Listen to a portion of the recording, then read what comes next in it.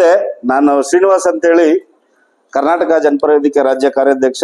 ನನ್ನೊಟ್ಟಿಗೆ ಕರ್ನಾಟಕ ರಕ್ಷಣಾ ವೇದಿಕೆ ಶಿವರಾಮೇಗೌಡರು ಬಣದ ಚಾಮರಾಜಪೇಟೆ ವಿಭಾಗದ ಅಧ್ಯಕ್ಷರಾದಂಥ ಚಾಂದ್ ಪಾಷ್ ಅವರು, ಅಬ್ದುಲ್ ಹಮೀದ್ ಅವರು ಮತ್ತೆ ನಿಜಾಮ್ ಅನ್ನುವಂಥ ಹೋರಾಟಗಾರರು ಕೂತಿದ್ದಾರೆ. ಇವತ್ತಿನ ಪತ್ರಿಕಾಗೋಷ್ಠಿಗೆ ಈ ಒಂದು ಸಾರ್ವಜನಿಕ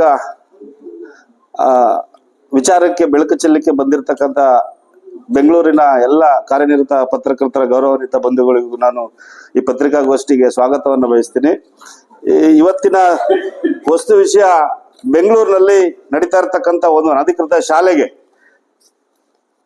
ಶಾಲಾ ಶಿಕ್ಷಣ ಇಲಾಖೆ ಅಧಿಕಾರಿಗಳು ಆಸರೆ ಆದರೆ ಕಳೆದ 14-15 ವರ್ಷದಿಂದ ಅನ್ನುವಂತಹ ಪ್ರಶ್ನೆಯನ್ನ ನಾನು ತಮ್ಮ ಮುಂದೆ ಇಡ್ಲಿಕ್ಕೆ ಬಂದಿದ್ದೇನೆ.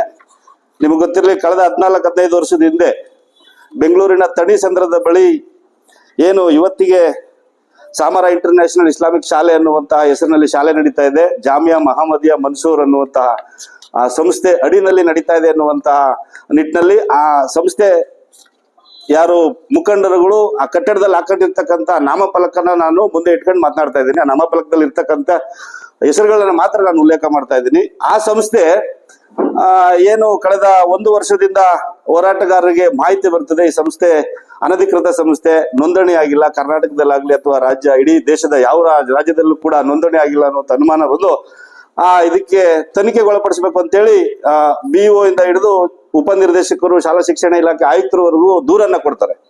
ಆ ದೂರನ್ನ ಆಧರಿಸಿ ಕೆಳ ಹಂತದ BO ಅಧಿಕಾರಿಗಳ ಮೂಲಕ ತನಿಖೆಯನ್ನ ಪ್ರಾರಂಭ ಮಾಡ್ತಾರೆ. ಒಂದು ತ್ರಿಸದಸ್ಯ ಪೀಠವನ್ನ ಸ್ಥಾಪನೆ ಮಾಡ್ಕೊಂಡು 3 ಸಮಿತಿ ಸದಸ್ಯರನ್ನ ಮಾಡ್ತಾರೆ, BOಗಳನ್ನ ಒಳಗೊಂಡಂತೆ.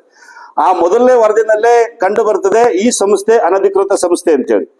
ಶಾಲೆ ಮುಖಂಡರಿಗೆ ಒಂದು ನೋಟಿಸ್ ಅನ್ನ ಜಾರಿ ಮಾಡ್ತಾರೆ. ನಿಮ್ಮ ಸಂಸ್ಥೆ ಏನು ಜಾಗ ಒಂದ್ ಹೆಸರಿನಲ್ಲಿದೆ, ನೀವು ಸಂಸ್ಥೆ ನೋಂದಣಿ ಆಗಿದೆ ಅಂತೇಳಿ ಕೊಟ್ಟಿರ್ತಕ್ಕಂಥ ದಾಖಲಾತಿಗಳು ಒಂದ್ ಹೆಸರಲ್ಲಿದೆ, ನೀವು 1ರಿಂದ 4ನೇ ತರಗತಿವರೆಗೆ ಒಂದು ಸಂಸ್ಥೆ ಹೆಸರಿನಲ್ಲಿ ಪ್ರಸ್ತಾವನೆ ಸಲ್ಲಿಸಿ ಅನುಮೋದನೆಯನ್ನ ಪಡ್ಕೊಂಡಿದ್ರಿ, 5ರಿಂದ 7ನೇ ತರಗತಿಗೆ ಒಂದು ಸಂಸ್ಥೆ ಹೆಸರಿನಲ್ಲಿ ಮಾನ್ಯತೆಯನ್ನ ಪಡ್ಕೊಂಡಿದ್ರಿ, 8ರಿಂದ 10ನೇ ತರಗತಿವರೆಗೆ ಒಂದು ಸಂಸ್ಥೆ ಹೆಸರಿನಲ್ಲಿ ಮಾನ್ಯತೆಯನ್ನ ಪಡ್ಕೊಂಡಿದ್ರಿ. ಇದಕ್ಕೆಲ್ಲ ನೀವು ಲಿಖಿತ ಸಮಜಾಯಿಷಿಯನ್ನು ಅನ್ನುವಂತಹ ನೋಟಿಸ್ ಅನ್ನ ಕೊಡ್ತಾರೆ. ಅದಕ್ಕೆ ಆ ಸಂಸ್ಥೆಯವರು ನೋಟಿಸ್ ಅನ್ನ ತಂದು ಲಿಖಿತವಾಗಿ ಉತ್ತರ ಕೊಡ್ತಾರೆ. ನಮ್ಮ ಸಂಸ್ಥೆ ಜಾಮಿಯಾ ಮಹಮ್ಮದಿಯಾ ಮನ್ಸೂರ ಅಲ್ಲ ಅನ್ನುವಂಥದ್ದು ನಮ್ಮ ಸಂಸ್ಥೆನೇ ಅಲ್ಲ, ನಮ್ಮ ಸಂಸ್ಥೆ ಅಲ್ ಜಾಮಿಯಾ ಮಹಮ್ಮದಿಯಾ ಎಜುಕೇಶನ್ ಸೊಸೈಟಿ, ಈ ಸಂಸ್ಥೆ ನಮ್ದು ಅಧಿಕೃತ ಸಂಸ್ಥೆ ಅನ್ನುವಂತಹ ಲಿಖಿತ ಸಮಜಾಯಿಷಿಯನ್ನ ಕೊಡ್ತಾರೆ. ದಯಮಾಡಿ ನಾನು ತಮಗೆ ಸೂಕ್ಷ್ಮವಾಗಿ ಹೇಳಲಿಕ್ಕೆ ಬಯಸ್ತೇನೆ, ಇವತ್ತಿಗೂ ಕೂಡ ಜಾಮಿಯಾ ಮಹಮ್ಮದಿಯಾ ಮನ್ಸೂರ ಅನ್ನುವಂತ ನಾಮಫಲಕದಲ್ಲೇ ಶಾಲೆ ನಡೀತಾ ಇದೆ. ಇವತ್ತಿಗೂ ಕೂಡ ತಾವು ಅಲ್ಲಿ ನೋಡಿದ್ರೆ ಕಾಣ ಸಿಗ್ತದೆ, ಇವತ್ತಿಗೂ ಕೂಡ ಅದೇ ಹೆಸರಲ್ಲಿ ನಡೀತಾ ಇದೆ. ಶಾಲಾ ದಾಖಲಾತಿಗಳು ವಿದ್ಯಾರ್ಥಿಗಳಿಗೆ ಅದೇ ಹೆಸರಲ್ಲಿ ಕೊಟ್ಟಿದ್ದಾರೆ. ಶಾಲೆಗಳಿಗೆ ವಿದ್ಯಾರ್ಥಿಗಳಿಂದ ಪಡೆದುಕೊಳ್ಳುವಂತ ಶುಲ್ಕಕ್ಕೆ ರಸೀತಿಯನ್ನು ಅದೇ ಹೆಸರಲ್ಲಿ ಕೊಟ್ಟಿದ್ದಾರೆ. 2017ರಲ್ಲಿ ಕರ್ನಾಟಕ ಸರ್ಕಾರದ ಅಲ್ಪಸಂಖ್ಯಾತರ ಇಲಾಖೆಯಲ್ಲಿ 10 ಲಕ್ಷಗಳ ಹಣವನ್ನು ಮಂಜೂರಾತಿ ಮಾಡಿಸ್ಕೊಂಡು 5 ಲಕ್ಷ ಮೊದಲನೇಕ್ಕಂತ ಹಣವನ್ನು ಕೂಡ ಬಿಡುಗಡೆ ಮಾಡಿಸ್ಕೊಂಡಿದ್ದಾರೆ.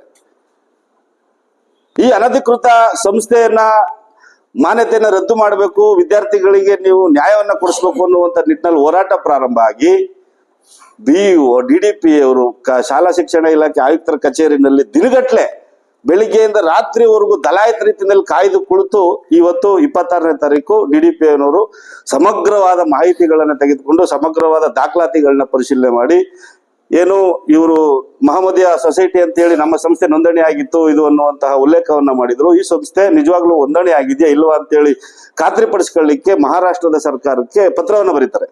ಅವರು ಕೂಡ ಕಳೆದ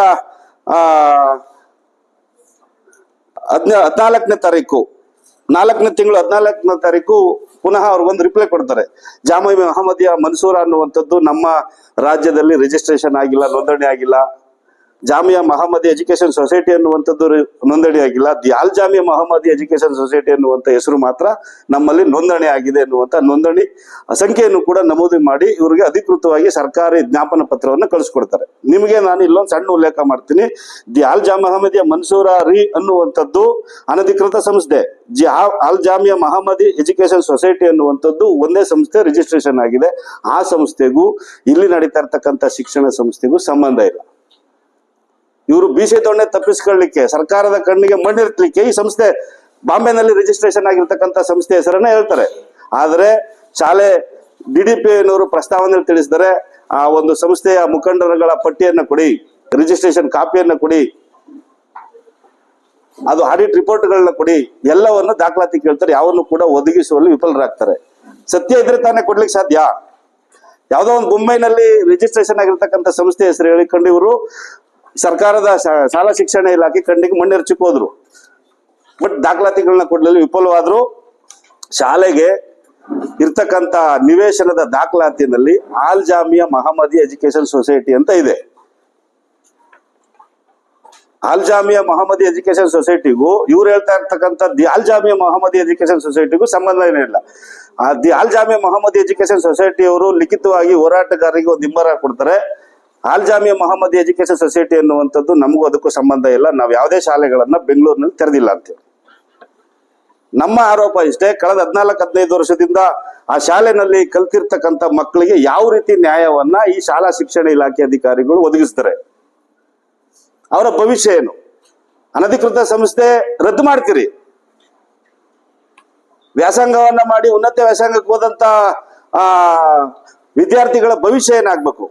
ಅನಧಿಕೃತ ಅಂಕಪಟ್ಟಿ, ಅನಧಿಕೃತ ವರ್ಗಾವಣೆ ಪತ್ರ, ನೀವು ಅನಧಿಕೃತವಾಗಿ ಇರ್ತೀರಿ ಅಂತೇಳಿ ಯಾರಾದ್ರೂ ತಪ್ಪಿ ಸರ್ಕಾರಿ ಕೆಲಸಕ್ಕೆ ಸೇರಿದ್ರೆ ಕೆಲಸದಿಂದ ವಜಾ ಆಗ್ತಾರೆ, ಜೊತೆಗೆ ಸರ್ಕಾರಕ್ಕೆ ತಪ್ಪು ಮಾಹಿತಿಗಳನ್ನ ಕೊಟ್ಟಿದ್ದೀರಿ ಅಂತೇಳಿ ಅವ್ರ ಮೇಲೆ 420 ಕೇಸ್ ದಾಖಲಾಗ್ತದೆ.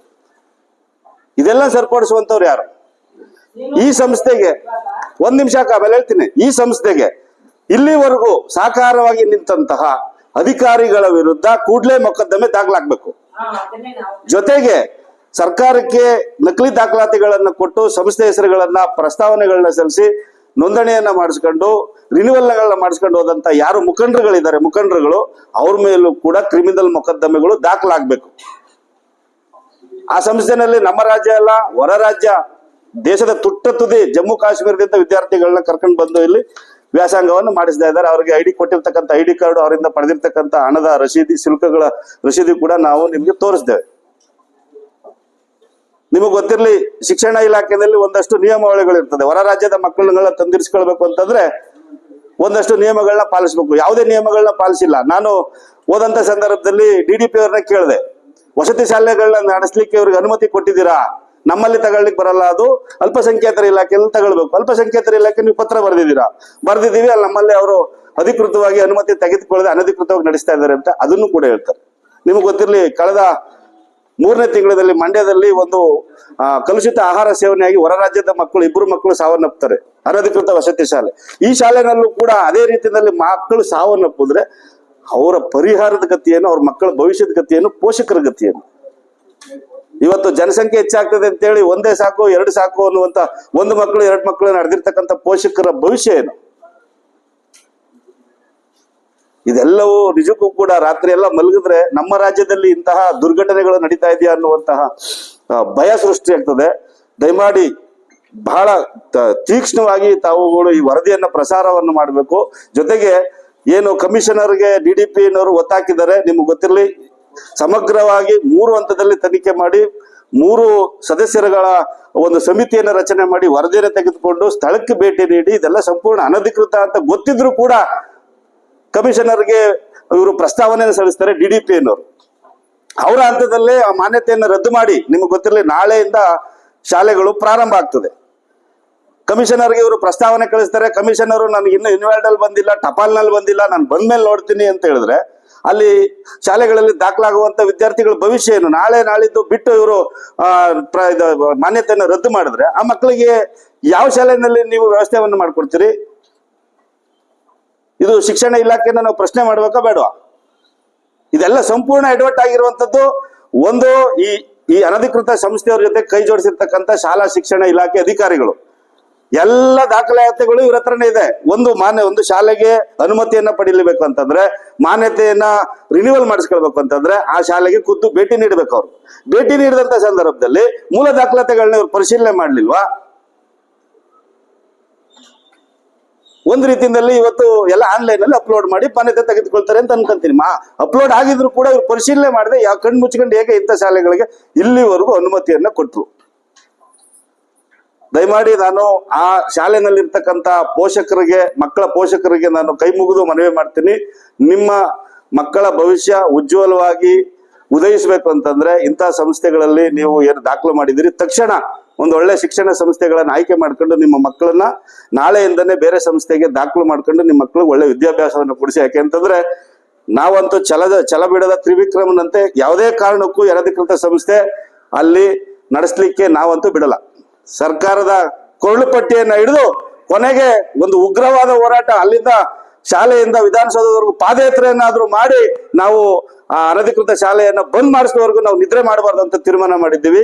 ಪೋಷಕರಿಗೆ ಮನವಿ ಮಾಡ್ತೀನಿ, ದಯಮಾಡಿ ನಾಳೆಯಿಂದನೇ ನೀವು ಇನ್ನೇನು ಅಂತಿಮ ಹಂತದಲ್ಲಿದೆ, ಒಂದು ಆಯುಕ್ತರ ಅಂಕಿತ ಅಷ್ಟೇ ಬಾಕಿ ಇದೆ ಮಾನ್ಯತೆ ರದ್ದಾಗ್ಲಿಕ್ಕೆ. ನಿಮ್ಮ ಮಕ್ಕಳನ್ನ ಬೇರೆ ಶಾಲೆಗೆ, ಒಂದು ಒಳ್ಳೆ ಶಾಲೆಗೆ ದಾಖಲು ಮಾಡಿ ಅವ್ರಿಗೆ ಒಳ್ಳೆ ವಿದ್ಯಾಭ್ಯಾಸವನ್ನ ಕೊಡಿ. ಜೊತೆಗೆ ನೀವೇನಾದ್ರೂ ಹಣ ಕಟ್ಟಿದ್ರೆ ಈ ವರ್ಷದ ಸಾಲಿಗೆ 2025-26ನೇ ಸಾಲಿಗೆ ಏನಾದ್ರು ದಾಖಲಾತಿ ಮಾಡಿ ಹಣ ಕಟ್ಟಿದ್ರೆ ತಕ್ಷಣ ಆ ಸಂಸ್ಥೆಯವರಿಂದ ಹಣವನ್ನ ವಾಪಸ್ ಪಡೆದುಕೊಂಡು ಬೇರೆ ಶಾಲೆಗೆ ದಾಖಲು ಮಾಡಬೇಕು ಅನ್ನುವಂತಹ ಮನವಿಯನ್ನ ತಮ್ಮ ಮುಖಾಂತರ ನಾನು ಅಲ್ಲಿರ್ತಕ್ಕಂಥ ಮಕ್ಕಳ ಪೋಷಕರಿಗೆ ಮಾಡ್ತಾ ಇದ್ದೀನಿ. ಜೊತೆಗೆ ಆಯುಕ್ತರಿಗೆ ತಕ್ಷಣ ನೀವು ನಿದ್ದೆಯಿಂದ ಎದ್ದು ಬಂದು ಮಕ್ಕಳ ಪರವಾಗಿ ನೀವು ಆದೇಶ ಮಾಡಬೇಕು, ಆ ಶಾಲೆಯ ಮಾನ್ಯತೆಯನ್ನು ರದ್ದು ಮಾಡಲೇಬೇಕು ಇವತ್ತು ಅನ್ನುವಂತ ಒತ್ತಾಯವನ್ನು ಕೂಡ ನಾವು ಮಾಡ್ತಾ ಇದ್ದೀವಿ. 14-15 ವರ್ಷದಿಂದ ನಡೀತಾ ಇದೆ ಅನ್ನುವಂತ ಮಾಹಿತಿ ಇದೆ.